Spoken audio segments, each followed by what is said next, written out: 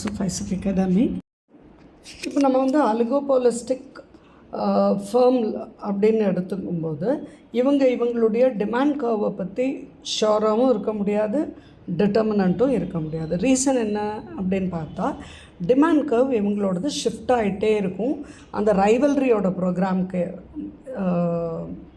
ஏற்ற மாதிரி. அப்போ அவங்களுடைய ப்ரைஸ் சேஞ்சஸ்க்கு ஏற்ற மாதிரி அந்த ரியாக்ஷன்னால் இவங்களுடைய டிமாண்ட் கர்வில் இருக்கக்கூடிய சேஞ்சஸ் மாறுங்கிறதுனால எக்கனாமிக் அனாலிசிஸில் இவங்களது ஃபிக்ஸ் பண்ண முடியாது. அவுட்புட் இப்படி தான் இருக்கும், இவ்வளோ ப்ரைஸ் இப்படி தான் இருக்குங்கிறது எதுவும் எக்கானமிஸ்ட் அனாலிசிஸில் நம்ம வந்து இதை ஃபிக்ஸ் பண்ண முடியாது. பட் இப்படி ஒரு ப்ரைஸ் அவுட்புட் மாடல் இருக்கும் அப்படிங்கிற மாதிரி அலிகோபோலி மார்க்கெட்டில் வேரியஸ் பேட்டர்னுக்கு தகுந்த மாதிரி வேரியஸ் அவுட்புட் மாடல்ஸை எக்கானமிஸ்ட் டிசைன் பண்ணியும் வச்சுருக்காங்க. அப்போ அதுக்கு ஏற்ற மாதிரியான ஆப்டிமல் ஸ்ட்ராட்டஜிஸும் அந்த ஸ்ட்ராட்டஜிஸால் வரக்கூடிய அவுட்கம்ஸ் எப்படி இருக்குங்கிறத இதை பொறுத்தும் அவங்கவுங்க இண்டஸ்ட்ரியில் அவங்க வந்து அதை கரெக்ட் பண்ணி பார்த்துக்க முடியும். அப்படி எக்கானமிஸ்ட் டிசைன் பண்ணியிருக்கிற அலிகோபோலி மாடல்ஸ் என்னென்ன அப்படிங்கிறது நம்ம வந்து இப்போ ஒன் ஆஃப்டர் தி அதர் பார்க்குறோம். ஃபஸ்ட் ஒனில் வந்து சில எக்கானமிஸ்ட் வந்து ஆப்டிமிஸ்டிக் ஃபேர்ம்ஸில் வந்து இன்டர்டிபெண்டன்ஸ் இருக்குது அப்படிங்கிறதையே இக்னோர் பண்ணுறாங்க. அவங்க என்ன சொல்கிறாங்கன்னா, அலிகோபோலிஸ்டிக்கு இருக்கக்கூடிய ஃபேர்ம்ஸ் வந்து ஒன்றோட ஒன்று ஹோமோஜினியஸ் ப்ராடக்ட், டிஃப்ரென்ஷியேட்டட் ப்ராடக்டாக இருந்தால் கூட, ரைவல்ரி ஆக்ஷன் இருந்தால் கூட decisions are taken very independently அப்படிங்கிறத பிலீவ் பண்ணுறாங்க. இன்டர்டிபெண்டன்ஸுங்கிற ஃபேக்டரியை அவங்க வந்து டோட்டலாக இக்னோர் பண்ணுறாங்க. அப்போ அங்கே டிமாண்ட் கர்வ் எப்படி ஆகுது? இங்கே ஒரு இன்டர்டிபெண்டன்ஸ் இல்லை, இவங்க தான் வந்து இண்டிபெண்ட்டாக டெசிஷன்ஸ் எடுக்கிறாங்க அப்படின்னு சொல்லும்போது சர்டனாக டிமாண்ட் கர்வ் வந்து டெஃபினட் டிமாண்ட் கர்வாக தான் இருக்கும். அப்போ டிமாண்ட் கர்வுக்கு ஏற்ற மாதிரி ஈக்லிபிரியம் அவுட்புட்டையும் இவங்களால் டிட்டர்மைன் பண்ண முடியும். நம்ம ஏற்கனவே சொன்ன மாதிரி மார்ஜினல் காஸ்ட்டுக்கும் மார்ஜினல் ரெவென்யூக்கும் எங்கே ஈக்குவல் ஆகுதோ அதுதான் ஈக்லிபிரியம் அவுட்புட்டுங்கிறது இவங்க டிட்டர்மைன் பண்ணிக்கலாம் அப்படிங்கிறது ஒரு சில எக்கானமிஸ்டோட ரோல் மாடலாக இருக்குது. அலிகோபோலிஸ்டிக் மாடலாக இருக்குது. நெக்ஸ்ட் அசம்ஷனுக்கு போகும்போது சில எக்கானமிஸ்ட் அஸ்யூம் பண்ணுறது என்ன அப்படின்னு சொன்னால், ஒரு ரைவல்ரியோட ரியாக்ஷன் பேட்டர்ன் வந்து இப்படி தான் இருக்கும் அப்படிங்கிறத சர்ட்டனாக ப்ரெடிக்ட் பண்ண முடியும் அப்படிங்கிறத சொல்கிறாங்க. அப்படி ப்ரெடிக்ட் பண்ண முடியும் அப்படிங்கும்போது அதுக்கு தகுந்த மாதிரி டெசிஷன்ஸ் ப்ரைஸுக்கும் குவான்டிட்டிக்கும் எடுத்துக்கவும் முடியும் அப்படிங்கிறது இவங்களுடைய தியரியாக இருக்குது. இந்த மாடல் வந்து கோர்னாட் மாடல் அப்படிங்கிறவரோடது என்ன நமக்கு எக்ஸ்பிளைன் பண்ணுதுன்னு சொன்னால், இங்கே அவுட்புட் அப்படிங்கிறது ஒரு கண்ட்ரோல் வேரியபிளாக இருக்குது. எதை வச்சு அதை வந்து ஒரு கண்ட்ரோல் வேரியபிளாக இருக்குது அப்படின்னு ஏன் சொல்கிறோம் அப்படின்னா, இங்கே ப்ரைஸை வந்து இவங்க கண்ட்ரோல் வேரியபிளாக எடுத்துக்கிறது இல்லை. அதே வந்து ஸ்டாக்பர்க் அப்படிங்கிறவர் சொல்லும்போது இதில் என்ன சொல்கிறாரு, அவுட்புட் தான் இங்கே வந்து வேரியபிள். இதில் வந்து மற்ற ஃபேர்மை விட நம்ம ஃபேர்ம் எப்படி அவுட்புட் போடுறாங்க அப்படிங்கிறத வச்சு தான் இந்த மாடல் ஒர்க் அவுட் ஆகுதுங்கிற மாதிரி அவரோட தாட் இருக்குது. ரெஸ்ட் ஆஃப் த ஃபேர்ம், அதாவது ஒரு ஃபேர்ம் அவருடைய அவுட்புட்டை ஃபிக்ஸ் பண்ணும்போது அதர் ஃபேர்ம்ஸ் வந்து இவங்களுக்கு ஏற்ற மாதிரி ஃபாலோ பண்ணி அவங்க அவுட்புட்டையும் அவங்க வந்து அட்ஜஸ்ட் பண்ணிக்கணும், ப்ராஃபிட்டை மேக்ஸிமைஸ் பண்ணுறதுக்கு தகுந்த மாதிரி. அப்போ மார்க்கெட் டிமாண்டுக்கு ஏற்ற மாதிரி அந்த லீடர் அவருடைய அவுட்புட்டை ஃபஸ்ட்டு டிட்டர்மின் பண்ணிட்டாருன்னா இந்த rest of the firm remaining அவுட்புட்டை இவங்க எப்படி கொடுக்குறாங்கங்கிறத டிட்டர்மின் பண்ணிக்கணும் அப்படிங்கிறது ஸ்டாக்கெல்பர்க் மாடலாக பார்க்குறோம். அதே இன்னொருத்தர் பர்ட்ராண்டுங்கிற மாடலில் என்ன சொல்கிறாங்க அப்படின்னா, அவர் ரெண்டு பேரும் அவுட்புட்டை சொன்ன மாதிரி இவர் அவுட்புட்டை விட்டுட்டு price is the control variable அப்படின்னு சொல்கிறாரு. எல்லா ஃபேர்முக்கும் ப்ரைஸ் தான் வந்து ஒரு பெரிய வேரியபிளாக வச்சு ப்ரைஸுக்கு ஏற்ற மாதிரி தான் அவங்க டிபெண்ட் ஆகுறாங்க அப்படிங்கிறது இவருடைய தாட்டாக இருக்குது. இண்டிபெண்ட்டாக ஒரு ஃபேர்ம் அதனுடைய ப்ரைஸை டிட்டர்மின் பண்ணிவிட்டு அதுக்கேற்ற மாதிரி அவங்களுடைய ப்ராஃபிட்டை மேக்ஸிமைஸ் பண்ணிக்கிறதுக்கு தகுந்த மாதிரி அந்த ப்ரைஸை செட் பண்ணுறாங்க அப்படிங்கிறது இவருடைய அப்ரோச்சாக இருக்குது. இதை நம்ம செகண்ட் மாடலாக பார்க்குறோம். தேர்ட் அப்ரோச் அப்படிங்கிறது என்னன்னு கேட்டால், ஆலிகோபோலிஸ்டிக் வந்து தே என்டர் இன்டு அன் அக்ரிமெண்ட்டுன்னு சொல்கிறாங்க. என்ன டைப் ஆஃப் அக்ரிமெண்ட், எதுக்காக அப்படின்னா எல்லாருடைய காமன் இன்ட்ரெஸ்ட்டுக்காக அவங்க வந்து ஒரு டைப் ஆஃப் அக்ரிமெண்ட்குள்ளே சைன் பண்ணிக்கிறாங்க. அப்போ இது வந்து ஒரு மொனாப்பலி ஆர்கனைசேஷன் மாதிரி அவங்களாவே நடந்துக்கிறாங்க. அப்போ அந்த ஒரு இண்டிபெண்ட் ஒருத்தரோட ஒரு டெசிஷன் எடுத்து எல்லாருக்கும் அதே அவுட்புட்டாக அதே ப்ரைஸாக இவங்க வந்து ஃபார்ம் பண்ணிக்கிறாங்க அப்படிங்கிற மாதிரி இவர் அதை எக்ஸ்பிளைன் பண்ணுறாரு. இங்கே வந்து எப்படின்னா இந்த மார்க்கெட்டோட அவுட்புட்டை இவங்க டோட்டலாக எல்லோரும் டிவைட் பண்ணிவிட்டு அதே மாதிரி அந்த ப்ராஃபிட் ஷேரையும் டிவைட் பண்ணிக்கிறாங்க அப்படிங்கிறது இவருடைய தாட்டாக இருக்குது. எதுக்காக இந்த கொல்யூஷன் அல்லது ஒரு கார்ட்டல்னு சொல்கிறோம். கார்ட்டலுங்கிறது வந்து எல்லா குட்டி குட்டி ஃபார்ம்ஸும் சேர்ந்து ஒரு அக்ரிமெண்ட் போட்டால் அதை கார்ட்டல்னு சொல்கிறாங்க. அந்த கார்ட்டல்ங்கிற இதுக்குள்ளே அவங்க வந்துட்டாங்கன்னு சொன்னால் இது ஏறக்குறைய ஒரு க்ளோஸ்டு மோனோபொலி மாதிரி தான் ஆகிடுது. இங்கே வந்து நிறைய கார்ட்டல்ஸ் இந்த மாதிரி இருக்கும் எக்கானமியில்.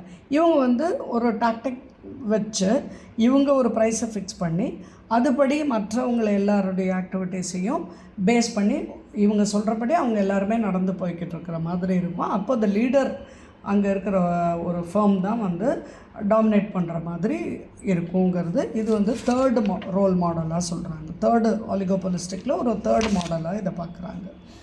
ஸோ நெக்ஸ்ட்டு நம்ம ஹெட்டிங்கில் வந்து ப்ரைஸ் லீடர்ஷிப்னு பார்க்குறோம். இப்போ நம்ம பேசின அந்த தேர்டு மாடல்லேருந்து வர்றது தான் இந்த ப்ரைஸ் லீடர்ஷிப். நம்ம சொன்னோம் கார்ட்டல்ஸ்னு சொன்னோம். அது எங்கே கார்ட்டல்ஸ் ஃபார்ம் ஆகுது? சின்ன ஃபர்ம்ஸ் எல்லாம் ஒரே மாதிரி சைஸில் இருக்கக்கூடிய குட்டி குட்டி ஃபர்ம்ஸ் எல்லாம் என்ன பண்ணிடுவாங்கன்னா இவங்கெல்லாம் டுகெதர் கொலைட் ஆகி கோஆர்டினேட் பண்ணி ஒரு இவங்க ஆக்டிவிட்டி பூரா ஒரே மாதிரி இருக்கிற மாதிரி பண்ணிக்குவாங்க. அதை தான் நம்ம கார்ட்டல்னு சொல்கிறோம்.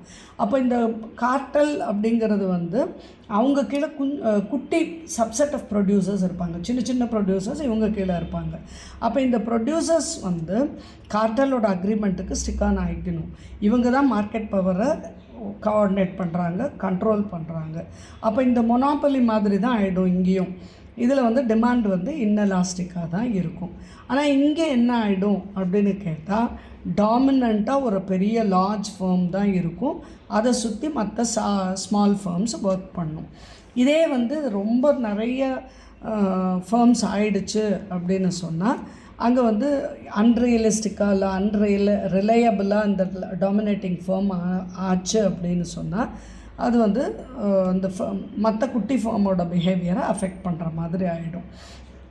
ஆனால் இந்த மொனாப்பலியாக இருக்கிற அந்த லீடர்ஷிப் ஃபார்ம் எப்படி ப்ரைஸை டிட்டர்மின் பண்ணுவாங்க அப்படின்னு சொன்னால் அவங்க வந்து லிவ் அண்ட் லெட் லிவ் பாலிசியில் ஒரு ஸ்ட்ராட்டஜி ஃபாலோ பண்ணுவாங்க. அப்படின்னா என்னென்னா இந்த டாமினன்ட் ஃபார்ம் வந்து எல்லாருடைய ப்ராடக்ட் அவுட்புட் காஸ்ட்டையும் எடுத்துகிட்டு எல்லாருக்கும் ஈக்குவேட் ஆகிற மாதிரி எல்லாரும் ஒரே மாதிரி ப்ராஃபிட் அட்டைன் பண்ணுற மாதிரி ஒரு ப்ரைஸை ஃபிக்ஸ் பண்ணி அந்த ப்ராஃபிட்டை ஷேர் பண்ணிக்குவாங்க. இதுக்கு பேர் இது வந்து one type of a model. இது ஒரு ஸ்ட்ராட்டஜி. இதுதான் live and let live policy. இது ப்ரைஸ் லீடர்ஷிப் அப்படிங்கிற டாமினன்ட் ஃபார்மால் ஏற்படுத்தப்பட்ட ப்ரைஸ் லீடர்ஷிப்னு சொல்லலாம். இதுலேயே இன்னொரு டைப் ஆஃப் ப்ரைஸ் லீடர்ஷிப் அப்படிங்கிறது இருக்கிறதுல லோ காஸ்ட் ஃபார்மோடது எடுத்துட்டு அதுக்கேற்ற மாதிரியான ஒரு ப்ரைஸை செட் பண்ணி அந்த ப்ரைஸில் வந்து நம்ம எல்லாருமே ப்ராஃபிட்டை பார்க்கலாம். அந்த ப்ரைஸை டிட்டர்மின் பண்ணி அந்த ப்ரைஸில் சேல் பண்ணி அதில் இருக்கிற டிமாண்டை நம்ம எல்லாருமே ஈக்குவேட் பண்ணிக்கலாம். அதனால் வரக்கூடிய ப்ராஃபிட்டை எல்லோரும் ஷேர் பண்ணலாம் அப்படிங்கிறது இந்த செகண்ட் டைப் ஆஃப் ப்ரைஸ் லீடர்ஷிப்னு சொல்கிறோம்.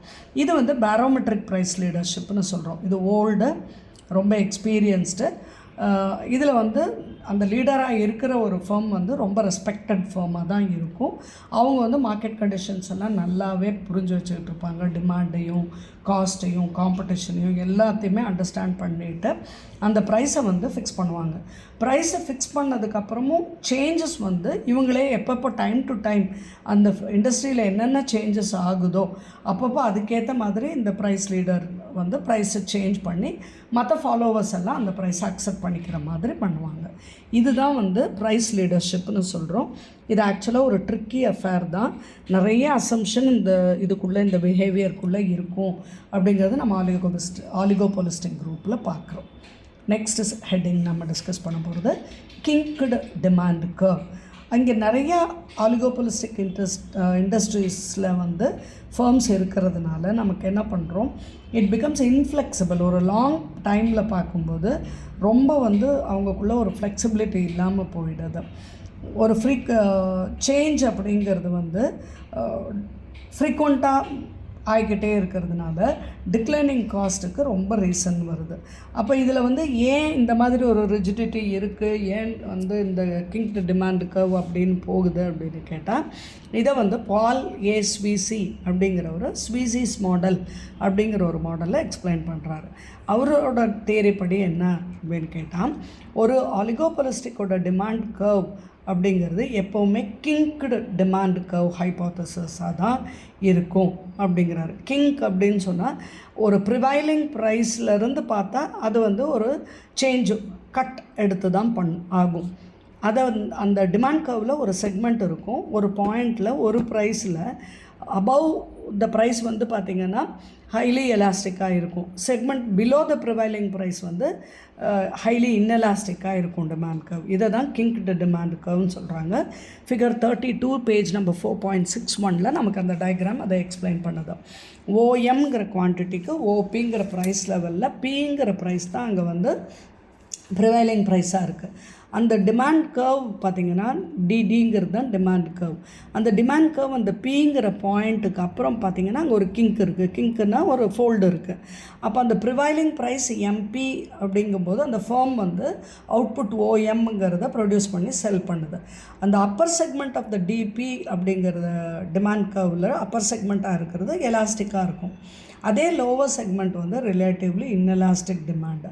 இந்த எலாஸ்டிசிட்டி ஏன் அப்படி அந்த பர்டிகுலர் பாயிண்ட்டுக்கு அப்புறம் அப்படி இருக்குதுன்னு கேட்டால், அங்கே வந்து காம்படிட்டிவ் ரியாக்ஷன் பேட்டர்ன், அதனால தான் அந்த கிங்க்டு டிமாண்ட் ஹைப்போதசிஸை அங்கே அஸ்யூம் பண்ணி சொல்கிறாங்க.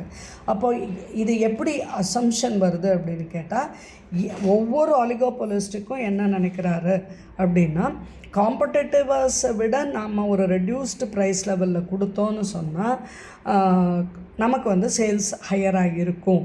வெராஸ் இந்த price above the prevailing level போனால் காம்படிட்டர்ஸ் அந்த இன்க்ரீஸ் இந்த ப்ரைஸை வந்து அக்செப்ட் பண்ணிக்க மாட்டாங்க, அலோவ் பண்ண மாட்டாங்க அப்படிங்கிறத உங்களுடைய அசம்ஷனாக இருக்குங்கிறது தான் இந்த கிங்க் மாடல் அப்படிங்கிறத எக்ஸ்பிளைன் பண்ணுது.